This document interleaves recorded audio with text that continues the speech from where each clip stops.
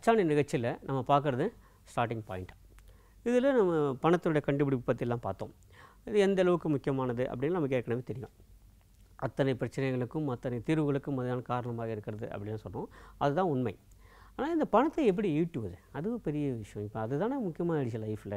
எதுவாக இருந்தாலும் சரி, நம்ம என்ன தான் படித்து முடித்திருந்தாலும் கூட நிறைவாக என்ன கேட்குறாங்க அப்படின்னா, எங்கே வேலைக்கு போகிற, எவ்வளோ சம்பாதிக்கிற, அதுதான் கேட்குறாங்க. எல்லா இடத்துலையும் அவ்வளோதான். வாழ்க்கையினுடைய வெற்றியும் தோல்வியும் பணத்தையும் அழித்து தான் அடிப்படையாக இருக்கிறது.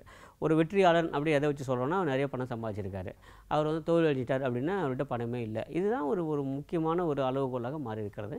இதை சரி தவறு என்று வாதிட நாம் தயாராக இல்லை. ஏன்னா இது அடிப்படையில் சுயதொழில் தொடங்குவது எப்படிங்கிறதுக்கான ஒரு நிகழ்ச்சி தான். அது பொருளாதாரம் சார்ந்த ஒரு நிகழ்ச்சி.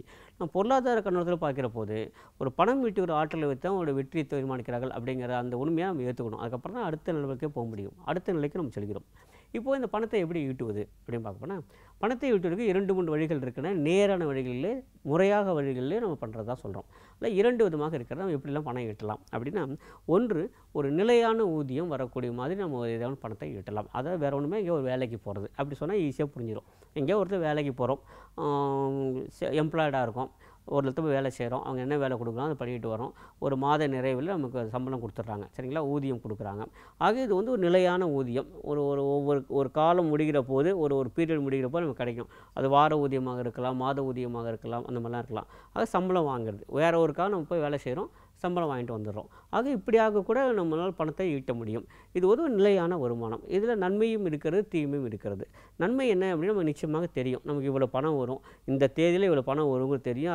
அதற்கேற்ப நம்முடைய வாழ்க்கையை நம்மளால் திட்டமிட்டு கொள்ள முடியும். அப்படிங்கிறதுனால பல பேர் இதை நல்லா விரும்புகிறாங்க. என்ன அப்படின்னா, எனக்கு தெரியும் தேதி 1 வந்ததுன்னா, தேதி 5 வந்ததுன்னா, தேதி 7 வந்ததுன்னா, தேதி 10 வந்ததுன்னா எனக்கு இவ்வளோ ஊதியம் வரும் அப்படின்னு எனக்கு தெரியும்.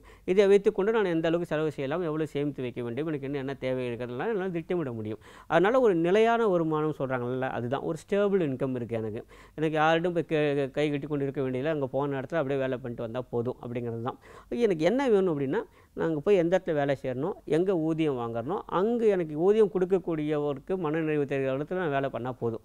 எனக்கு மட்டும் மாத வருமானம் வந்துகிட்டே இருக்கும். நான் ஒன்றும் கவலைப்பட வேண்டாம். ஒரு சிக்கல் இல்லாத, பிரச்சனை இல்லாத, குழப்பம் இல்லாத ஒரு சிறந்த வாழ்க்கை தான் அது. அதில் ஒன்றும் சந்தேகமே இல்லை. ஆனாலும் கூட பல பேருக்கு அது பிடிக்கிறது இல்லை. பிடிக்காமல் போகிறதுக்கு என்ன காரணம், மிக முக்கியமான காரணம் என்ன அப்படின்னா, அதில் ஒரு நிலையான வருமானங்கிறதுல இன்னொன்று என்ன இருக்குது அப்படின்னா, இவ்வளோ தான் வருமானம் ஒரு இலக்கு இருக்கிறது, இவ்வளோ தான், இதுக்கு மேலே கிடைக்காது.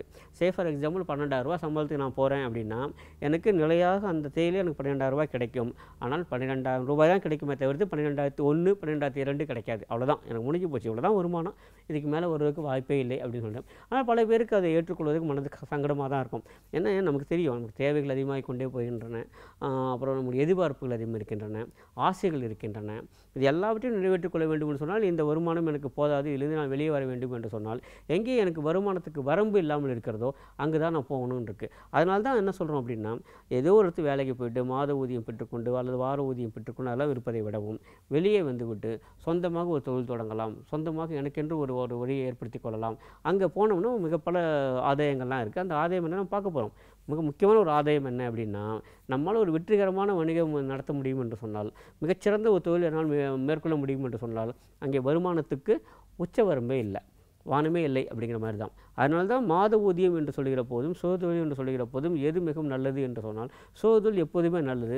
உங்களால் எந்த அளவுக்கு உழைக்க முடிகிறதோ அந்த அளவுக்கு வருமானம் ஈட்ட முடியுங்கிற காரணத்தினால தான் சுயதொழில் என்பது வேண்டும் என்று சொல்கிறோம். ஏன்னா மாத ஊதியம் நமக்கே தெரியும். ஏதோ ஒரு இடத்துக்கு போகிறோம், வேலை செய்கிறோம், நம்ம எவ்வளோ சிறப்பாக வேலை செய்தாலும் சரி, எவ்வளோ மோசமாக வேலை செய்தாலும் சரி, நம்முடைய அந்த வேலையின் பயன் வேறு ஊருக்கு போகிறது, உழைப்பின் பயன் வேறு ஊருக்கு போகிறது.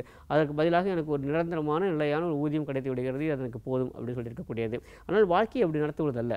வாழ்க்கையில் ஏதோ ஒரு கண்டென்ட்டோட ஒரு லைஃப் இருக்கணுங்கிற இருக்குது இல்லையா, இதுக்குள்ளே கட்டுப்பட்டு இருக்க வேண்டும் என்று, அதிலிருந்தே வெளியே வர வேண்டும் என்று நினைக்கிறவர்கள், சிறகை விரித்து வானம் வரைக்கும் பறக்க வேண்டும் என்று நினைக்கிறவர்களுக்கெல்லாம் சுய தொழில் தான் ஒரு மிகச்சிறந்த வழி. மீண்டும் சந்திப்போம். நன்றி.